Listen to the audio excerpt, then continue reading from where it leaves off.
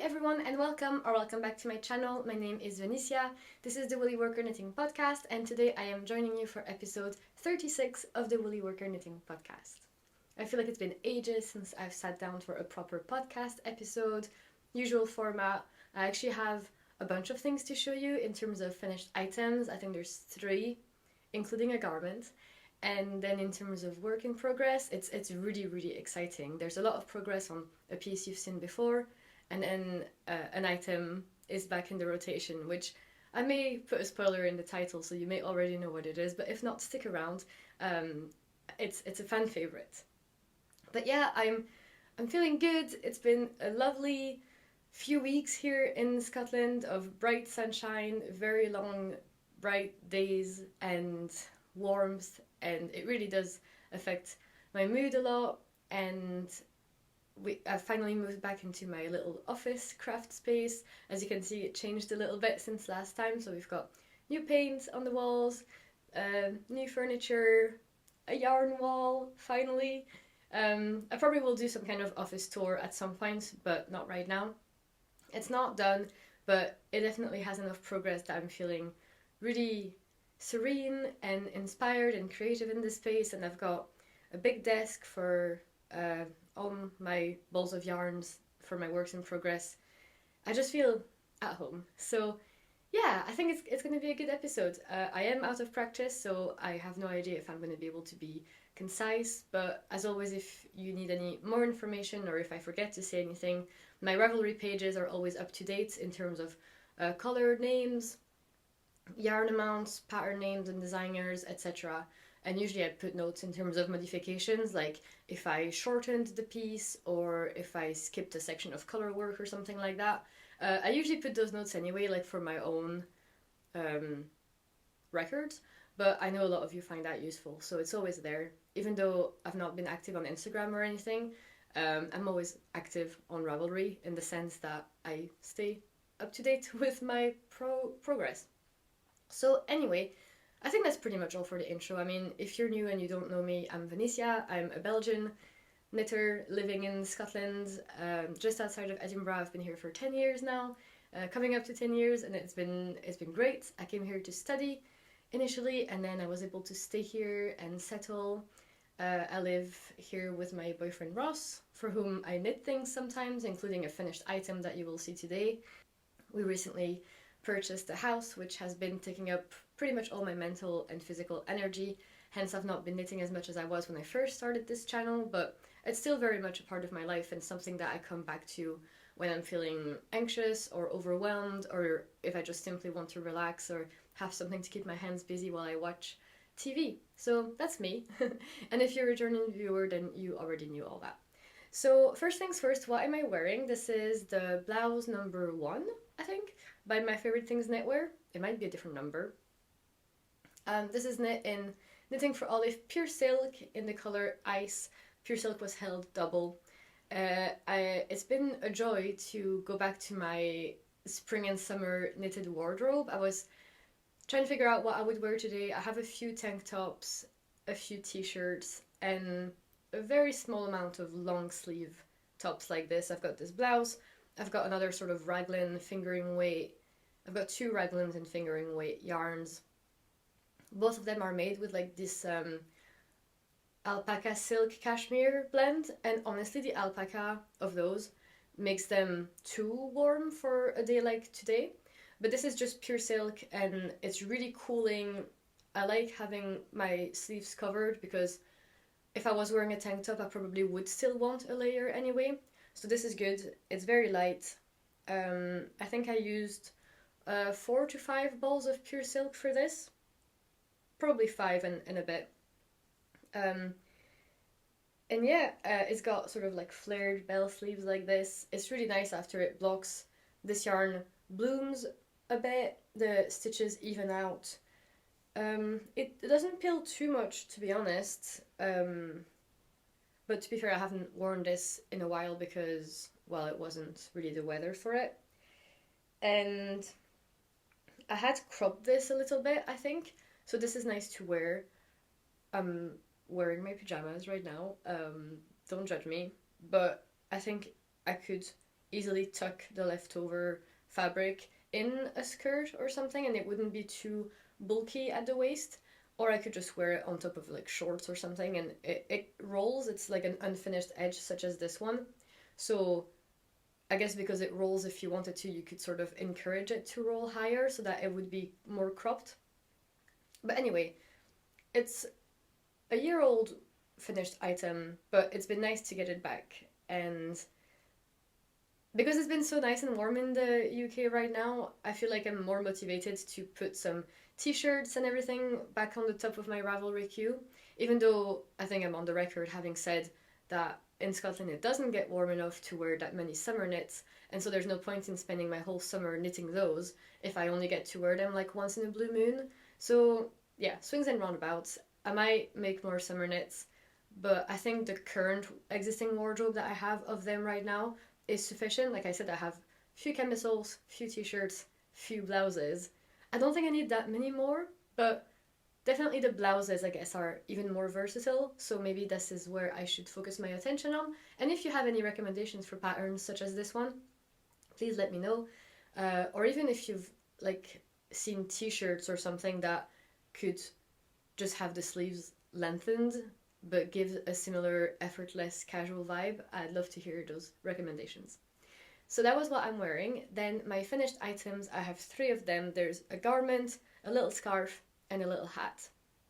I'll start with the garment because I don't think I finished a garment for myself in like 6 months.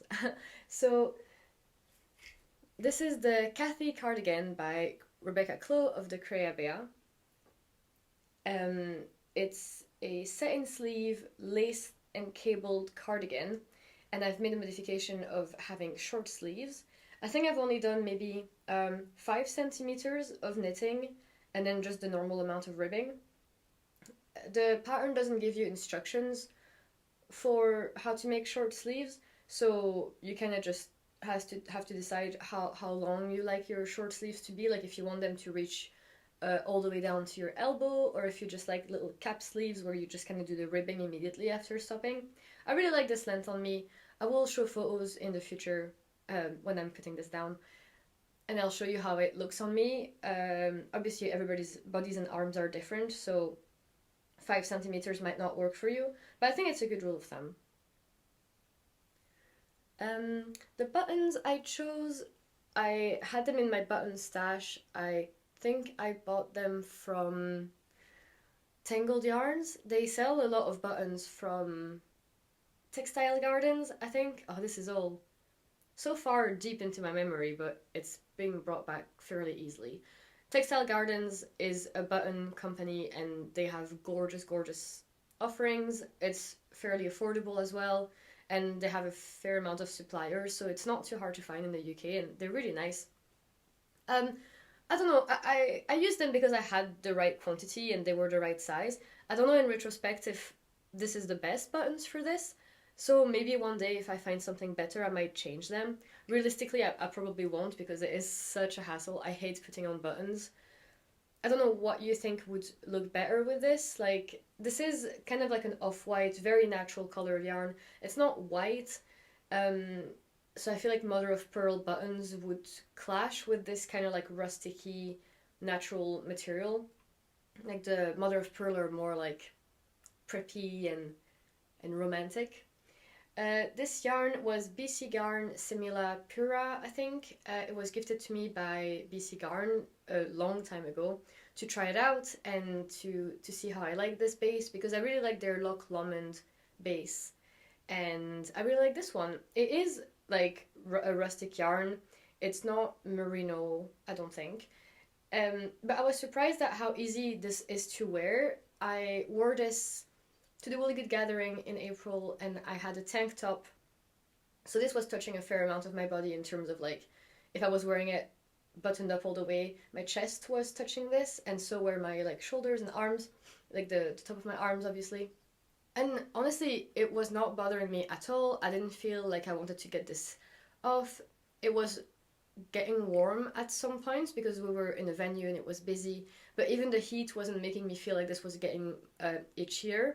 So I would 100% make another sweater in this. this was kind of like a sport way. Rebecca and I have the same gauge, and it's a loose gauge. So usually if I do something in like a fingering or a sport, I could get it to be in a DK gauge. I think in her samples she probably used like a fingering and a mohair, but I was able to get the gauge. With this, I did size 3. It is quite fitted on me. It definitely was tiny when I was knitting it up. It looked like a little waistcoat for babies, waistcoat. But once I blocked it, obviously I stretched it a fair amount on purpose because it's got cables and lace. The lace really opened up, and it doesn't have negative ease on me anymore. I think it's fairly neutral ease, if not just a little bit of positive ease. I did actually make a mistake with my lace. So in the original pattern, you basically only have to do knit 2 togethers all the way, but I misread the chart, and I just assumed that every other row it would be a knit 2 together and then it would be a slip slip knit. It's so subtle, and I was consistent all the way throughout, but if you're making this pattern and you wanted to replicate exactly what I did, then you should do that, and if not, it will probably look 99% the same. This was a test knit, and Rebecca is always very generous with her deadlines. I signed up for it in January. It came out in April. So yeah, that's to say how long we had to do this. There was an optional option to do some bust shaping. I chose not to do that. Firstly, because I don't think I needed it necessarily. And secondly, because I actually felt a bit intimidated by the prospect of doing some short row shaping whilst there's a big pattern like this going on. The instructions for it at the time of the test knit were maybe a little complicated because I think the instructions for the short rows were either at the top or like all the way to the bottom. So it was more like as you reached the chest, it was saying if you want to do short rows, do them now. I don't know, I think it just was a little bit all over the place and not linear. And so it would be easy for someone to maybe plan to do short rows and then forget halfway through the body that, oh, I never actually got to do that. So it may have been changed in the final pattern, and the instructions will have maybe been incorporated a bit more seamlessly into the actual pattern. But if I were to do this again, and if I did, it probably would be the long sleeve version, then maybe I would try short rows, because the pattern, the stitch pattern actually isn't complicated at all.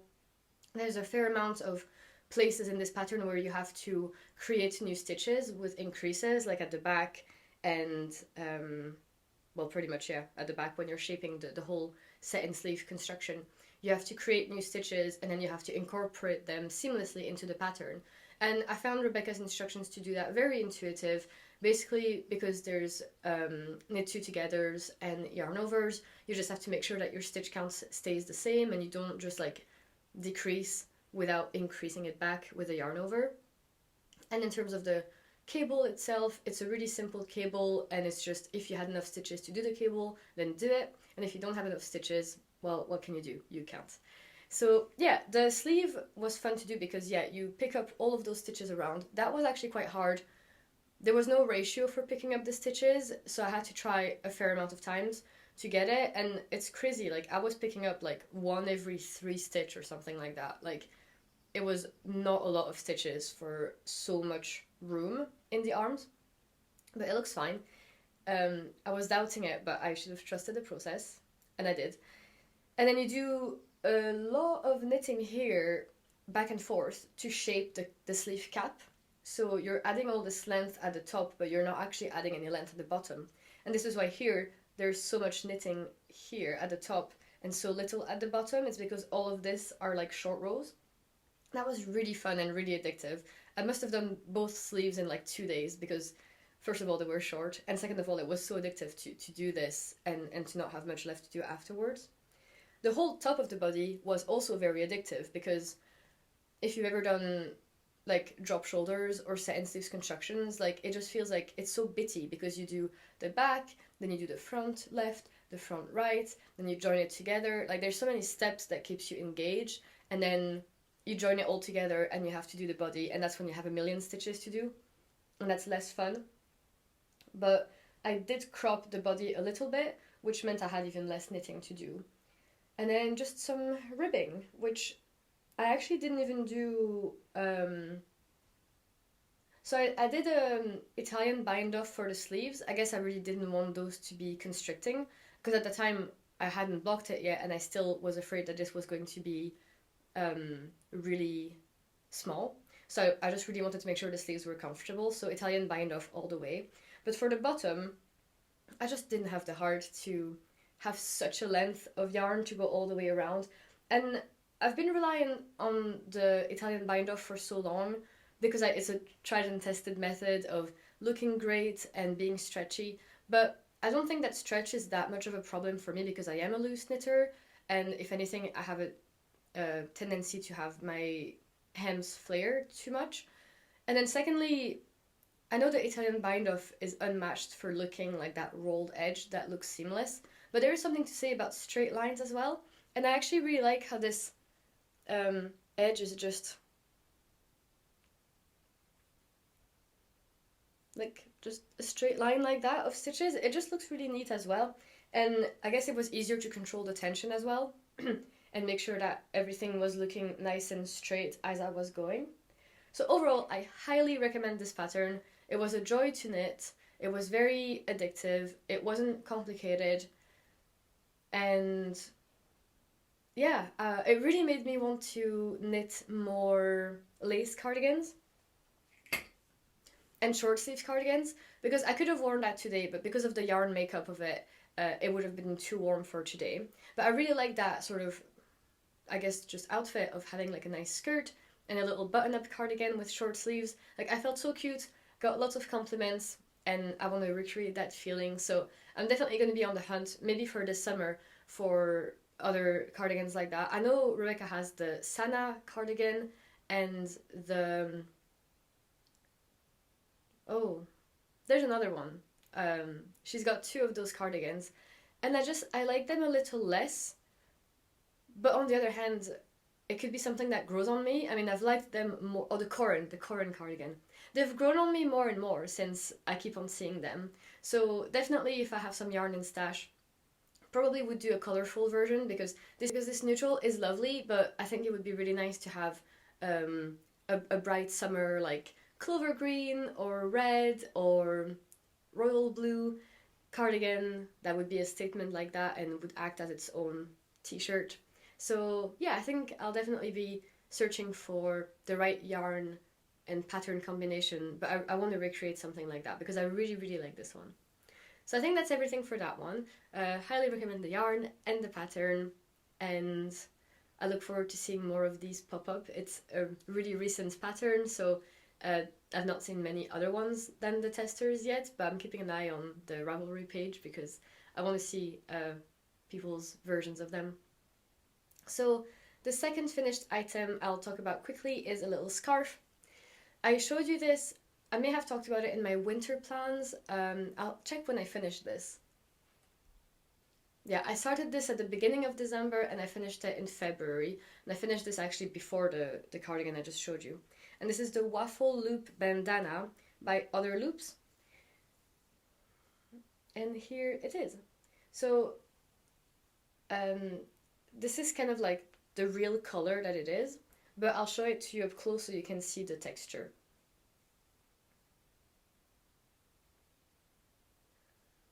It's quite tricky with the lighting, but basically it's like a waffle texture that's made with knits and pearls. Other Loops is quite known for this kind of texture. She has like the waffle loop top, the waffle loop sweater, bandana, hat probably. This was chosen because I had a tiny little 50-gram ball of cashmere by Gepard Garn, Eco Cashmere, and I wanted to do something soft with it. Obviously, like, cashmere is really soft. The yarn was quite expensive, it was a gift. I couldn't for the life of me find a second ball of it, which would have made my options, I guess, bigger. So I really was limited by having only one ball. And I decided a little bandana, especially those triangle shaped ones, where it's just easy to weigh your yarn and stop halfway through. The original has you do a little bit of like a flat section in the middle, but I just didn't want to miscalculate how much that would leave me. So I played it safe, did the easy option of just stopping halfway through. And I had a little bit of yarn left over, but not that much. So overall, I'm really happy. Again, I've not really worn this out or anything. First of all, I lost it after blocking it. I couldn't find where it was in all the mess of our boxes. But eventually I found it. And it's a little small to be knotted.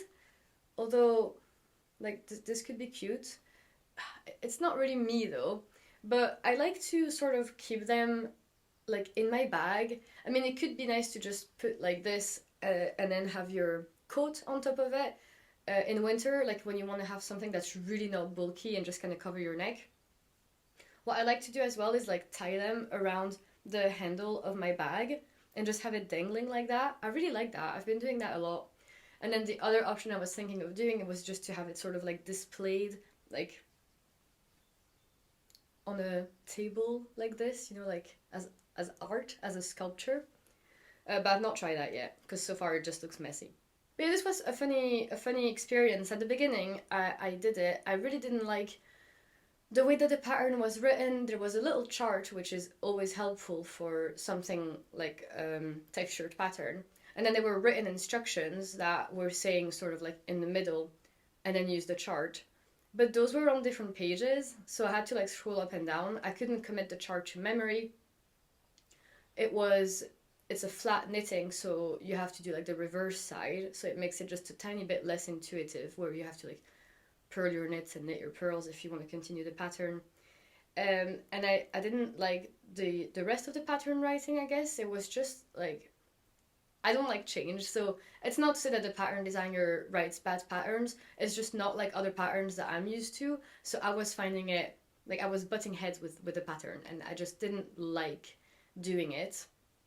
So progress was slow going, even though it was the beginning, like where you don't have a lot of stitches. But the more I was knitting, the more stitches were appearing. I still couldn't commit the pattern to memory. So I took long breaks from it. Then I convinced myself that it actually would be quite easy to finish this because it is such a small little guy. So I persevered.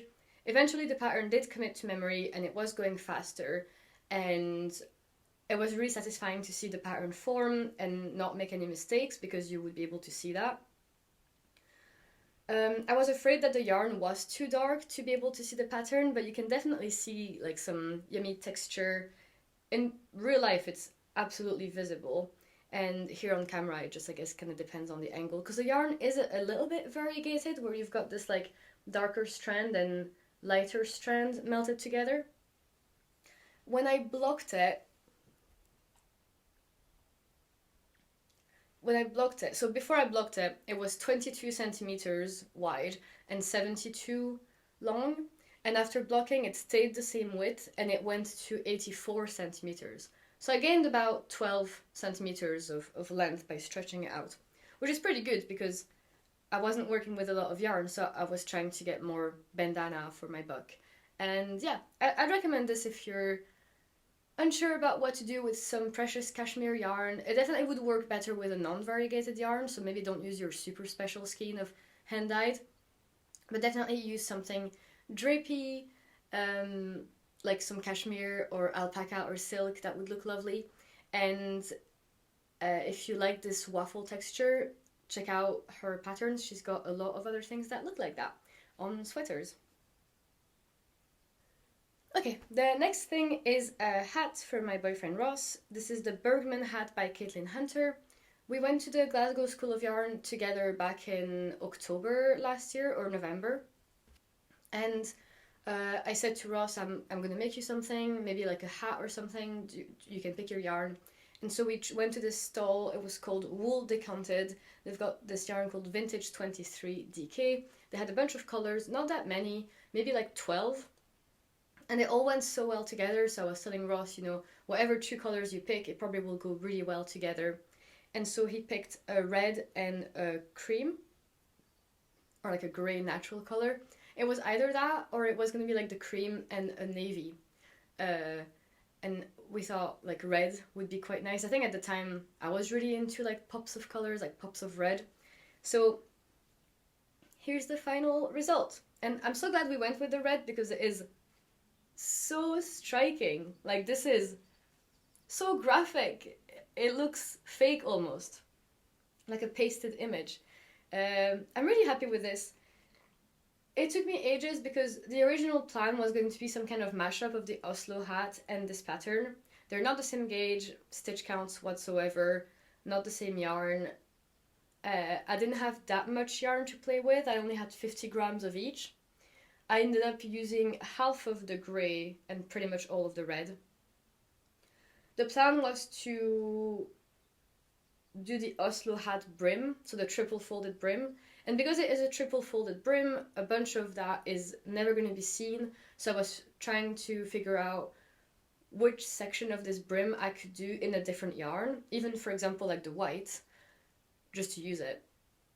Then it would get hidden and then the red would be visible for the folded brim, and then I would continue with this pattern. But then I was worried that with the brim being rolled up too high, we would lose a bit of the pattern. And Ross doesn't like his hat to be popping off the head a lot. He wants them to be as close to his head as possible. So it was just becoming a bit of a headache and a problem. And I was just sick of it. And I thought, well, first of all, I can provisionally cast on here and just start with the easy part of this. So that's what I did. And eventually, after I did that, I then asked Ross, what do you want me to do for the brim then? And we talked it through. I did bring to him the fact that if, it was either or. Like, either we're going to hide half of the pattern with a brim, or it's going to be all shown, but it will be further away from your head than what you would want. So he said then that we could do this just a simple, smaller brim. I prefer bigger brims, especially ones that cover your entire ears. So he always has the option, like I blocked it like this, and it's kind of like kinked in place. But if we reblock it, we could make this brim like higher or lower. I don't know if I'm explaining this well, but yeah, I just didn't know how to make this exactly what he wanted and still have as much as the pattern showing as possible. If it was me, I probably would have decided to like hide a bit of the pattern because it is long enough that if we hid this whole section, I think it would still give the same effect. So we'll see how he uses it in winter. He actually has not worn this once because I finished it in April, and like I said, it's just been so lovely. The hats and mittens have been completely stashed away. So the brim in the end is a 2x2 rib. I'm a little sad actually because I went through all the effort. So because I did the provisional cast on, I worked my way downwards to do the brim. So it wasn't like I cast on in double, like 2x2 rib. I bound off 2x2 rib. So I do my rib for a while, and then I rearrange the stitches, so the way you do when you're trying to do an Italian bind off. And then I did 2 set up rounds where I slipped the knits and then slipped the pearls, or whatever way you're supposed to do it first. And then I did the Italian bind off. And I guess what I didn't think about, but should have, is that on the right side of the work, the Italian bind off looks good as expected, like this is what it's supposed to look like. But then when you flip it, obviously now the wrong side is showing, and I feel like it is quite an unsightly line that is created by those like slipped stitches and stitches that have changed positions. Like I'm kind of sad at how bulky and visible that is. Ross hasn't said anything about that bothering him, and I don't think I even pointed it to him just to not put the idea in his mind. But I know that I can always change that in the future, and I could do some kind of just like a knit bind off and keep it loose enough. Obviously, because it is a folded brim, the fold area is what needs to have stretch to go over your head, and that is still going to be 2x2 rib. So the actual bind off of the hat itself doesn't need to be as stretchy, I think. So the other thing that I'm not a huge fan of is the way that this hat finishes. I followed the pattern exactly, and it's quite abrupt, and it kind of almost makes it like, have two little ears like this. Like I have my thumb and my index in here right now, but even when I don't, you can see that it kind of wants to go inwards on itself at the crown. I like the way that the Oslo hat finishes as a perfect semi-sphere. So again, this is something that I probably could have foreseen and changed at the time if I knew more about the structure of decreases for hats. Or I could have just copied the Oslo hat decreases instead. So yeah, I had very high hopes for this in terms of all the modifications I was going to end up making to it. And in the end, I got overwhelmed by all those mods and ended up pretty much following the pattern to a T. Just complicating life for myself a little bit by having my provisional cast on, even if in the end I could have just literally done what the pattern had done, which the pattern, I don't remember if it has 1x1 or 2x2 rib, but it doesn't have a folded brim, but Ross definitely prefers the folded brim. So here's what we have in the end. I love, love, love this pattern, like motif. Caitlin Hunter also has the Bergman sweater, if this is your cup of tea and you want to have it on a sweater.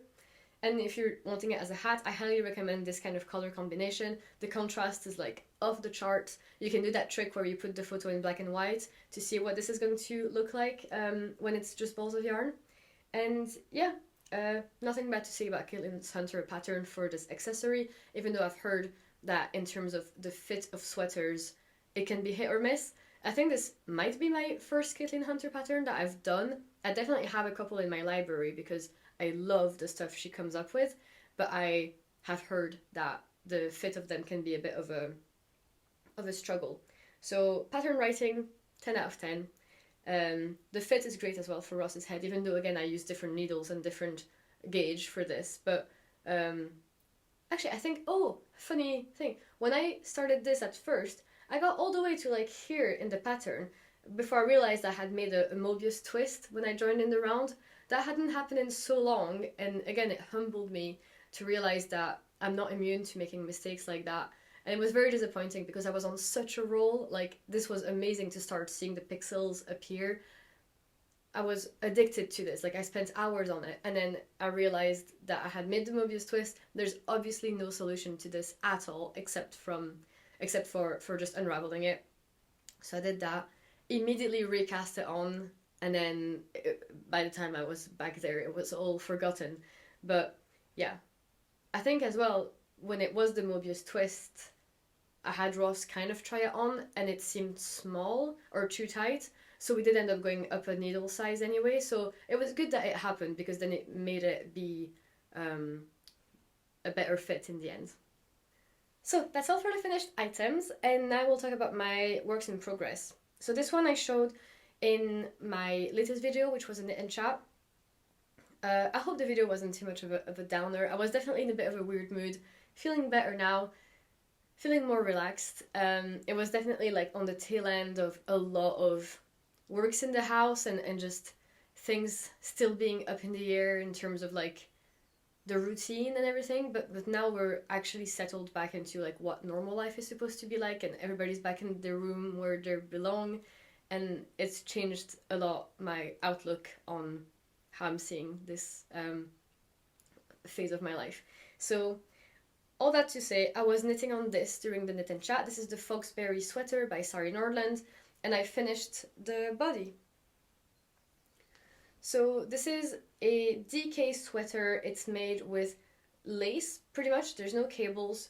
You get this nice yoke effect of, it kind of looks like cables, but it's not. Sari Nordland is like the queen of patterns like that. She's still coming up with like one a month or more of those kind of Japanese laces and cables, textures. Like, she honestly has such a huge catalog of lace patterns, and it's great. Like, those are great for keeping you engaged.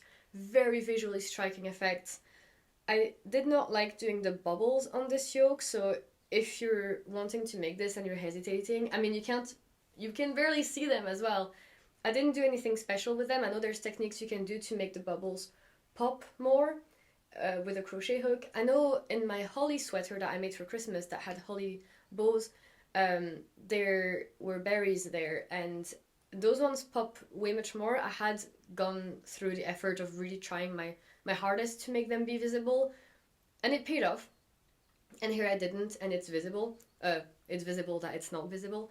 So yeah, if you're not making an effort, then I don't think it's even that worth it. And it was a pain, and it was the main reason why this yoke took me months, even though I'm normally someone who finishes the yoke like quite quickly.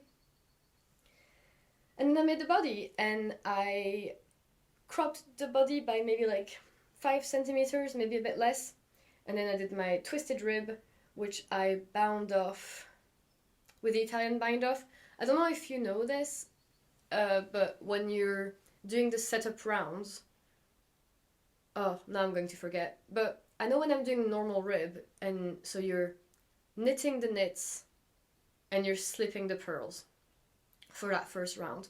Well, when you're binding off twisted rib in Italian bind off, when you're knitting those knits, you still knit them through the back loop, and then you're slipping your purls normally for like half twisted rib, and then that makes it follow that twist nicely, like all the way down. So I think this is quite a nice little rib. I did the same on the top collar.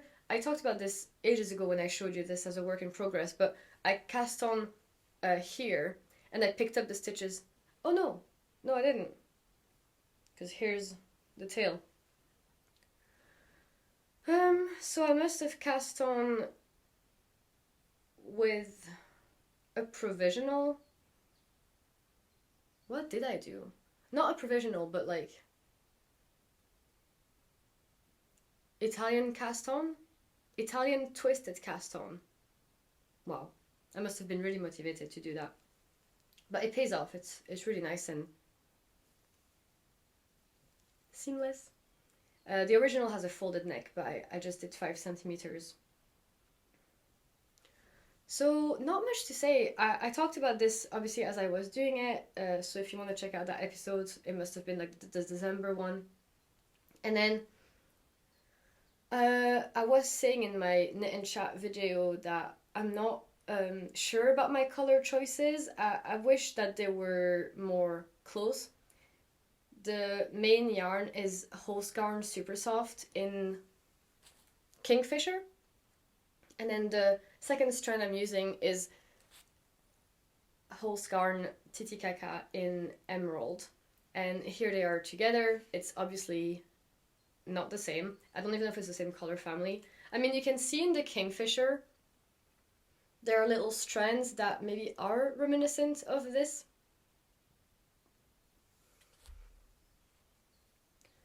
But I think it's a little too variegated for my taste. I wish it had been more of a unified color, but we'll see when I finish it. Depending on how close you are, it might just blend in together to the extent that you wouldn't know it's two different colors.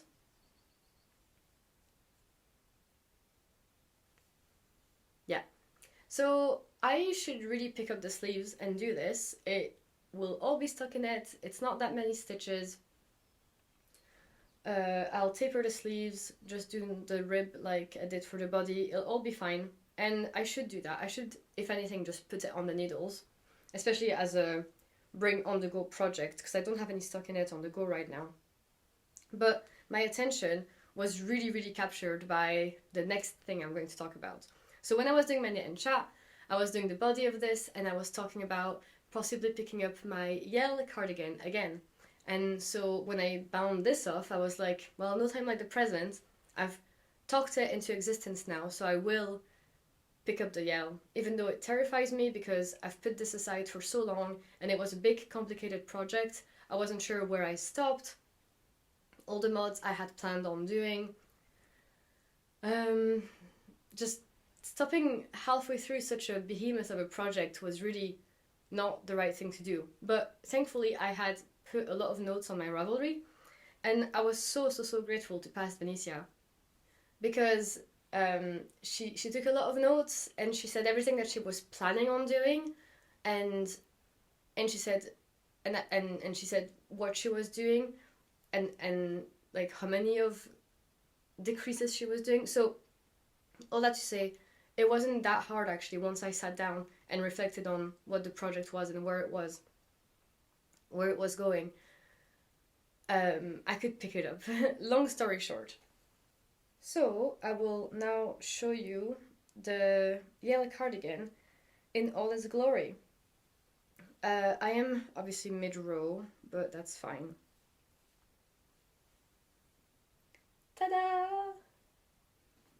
So this is the front. What you can see here in the middle is the front steek. What you can see at the bottom, if you remember, if you were there at the time, I had started and had done the normal numbers, cast on for the smallest size.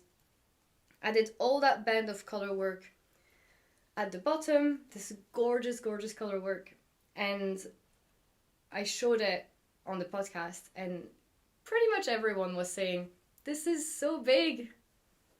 This is too big. You should start over. You should start over while you can.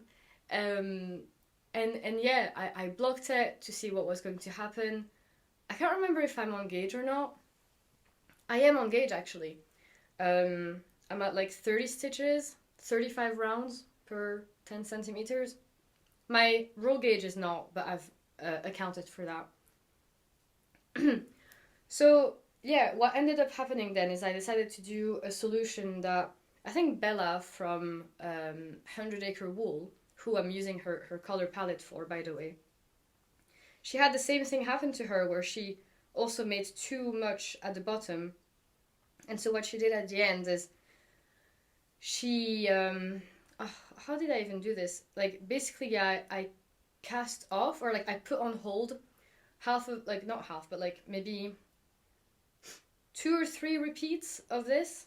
I think so, two repeats of the color work.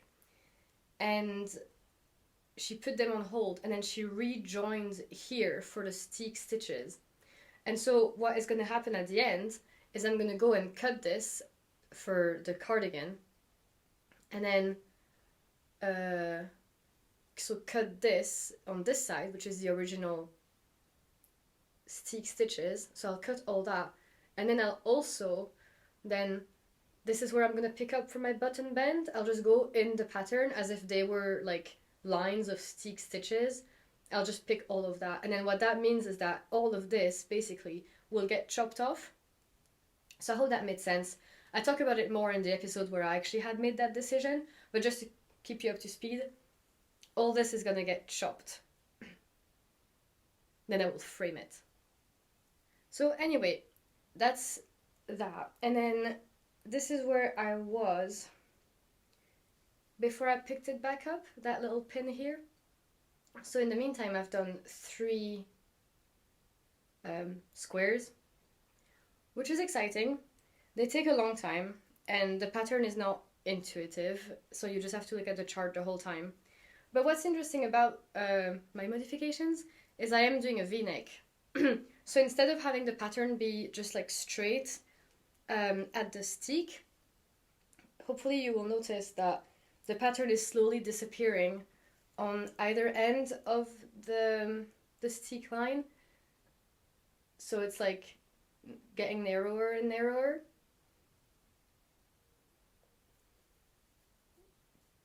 So here we have half a diamond, and then as we go, it actually merges with the rest of the next diamond. And so that's hopefully, when I cut it, mean it's gonna be diagonal instead of straight. And I'm excited for that. It was a little challenge I like posed to myself at the time to try and see if I could do such modifications. And it was pretty much the one reason I was scared to come back to this project, because I wasn't sure I could find out how many decreases I had done, was planning to do, where I was, like how many I had between the last one and the next. But I found all of that. Then on the side, I've got my sleeve steeks, which thankfully I had already placed before. I think I had just placed them. So this is where I started, and then here's the little line of steeks. I made a modification and added 9 instead of like 5, I think. I think the original has just 5. I had read it was a good idea to give yourself more room for when you're cutting into it. So yeah, I think what you're supposed to do is just put your scissors in that little hole and then just cut. Probably reinforce it first. I still don't know if I'm going to do the crochet technique or the sewing technique. I have a crochet hook. I do not have a sewing machine, but I have friends who sew, so I might beg to have them help me for that. The next part is to continue on with this beautiful pattern. I've got 2 more squares to do, so it's 1 pattern repeat. So I'll have one of this and one of this. And then that'll be me done with the body, and so I'm supposed to do the shoulder shaping, which is made with short rows. Because the length I'm going for, I've calculated, I'm gonna do a folded hem at the bottom, and that'll be like 3 centimeters. The pink and green section is like 15 centimeters or 20, and then the part before the sleeves is 15, the part with the sleeves is 16, and the shoulder shaping will be 2 or 3 centimeters. And I was calculating all of that to basically not care about my row gauge and just going on length instead of number of rows. And I think I'm definitely running out of one of the balls of yarn, the dark grey, so I might have to go to the shop to get that. I haven't been in the yarn shop in a long time, so that's exciting. And yeah, nothing else to say. It's a little hard on my hands. Can definitely feel it after like doing a lot of rows in a row. But I love working with this yarn. This is Jamieson's of Shetland Spinrift, and it's honestly my desert island yarn. Like if I could only do Fair Isle for the rest of my life, then I'll happily do it. If I had an endless supply of like all the colors, where I'm displaying my collection of Jamieson's and like Spinrift yarns, it's quite exciting to have them all next to each other. I feel like a proper yarn shop with my selection of colors.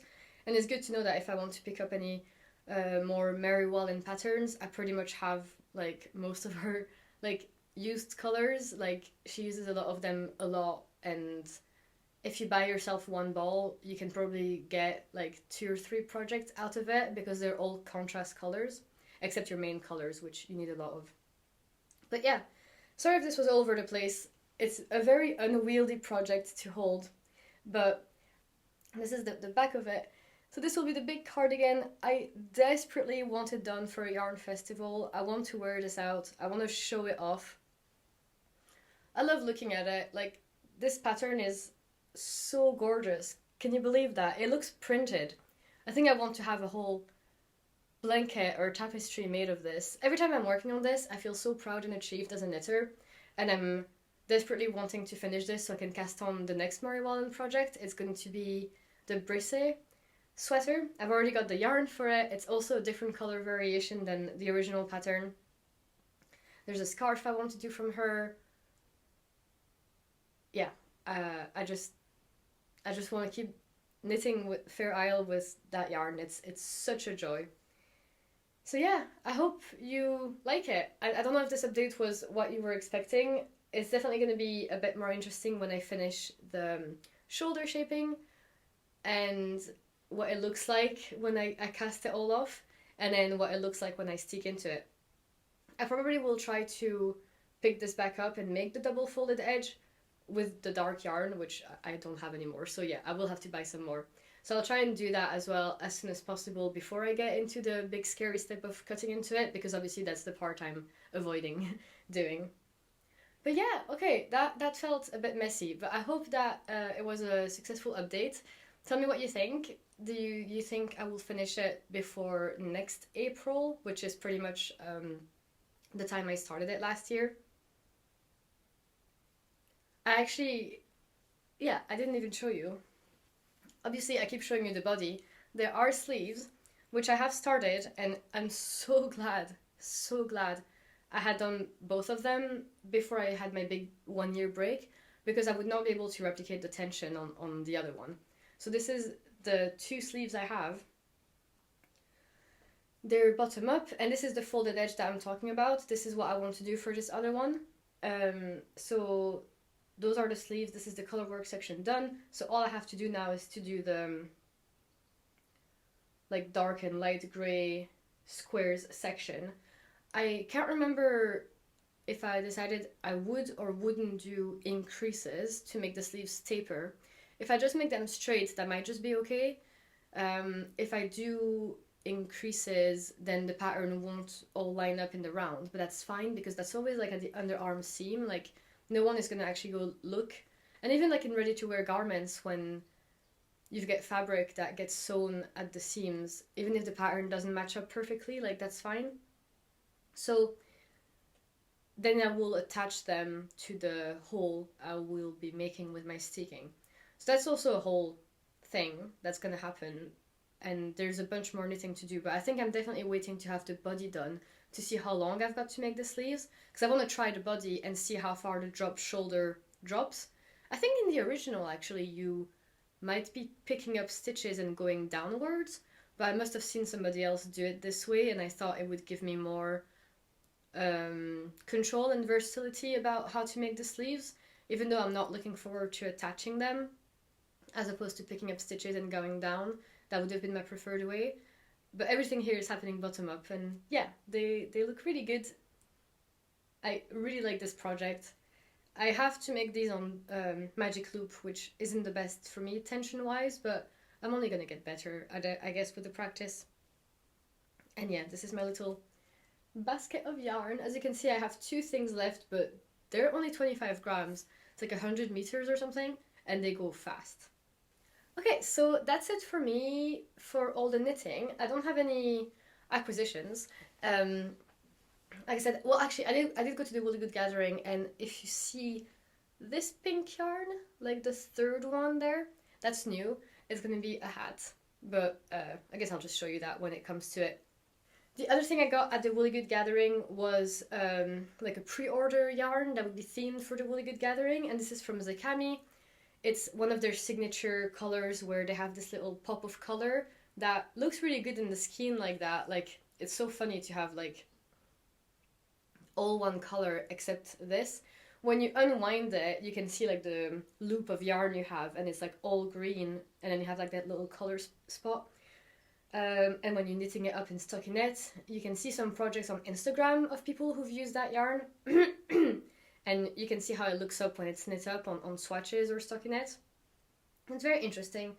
This is a linen merino blend, 80% merino, 20% linen, fingering weight.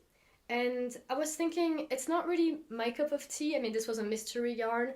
I don't think this is the green for me. I've actually always wanted to buy, when they have their pre-orders collections, yarns like that with a little splotch of color like that.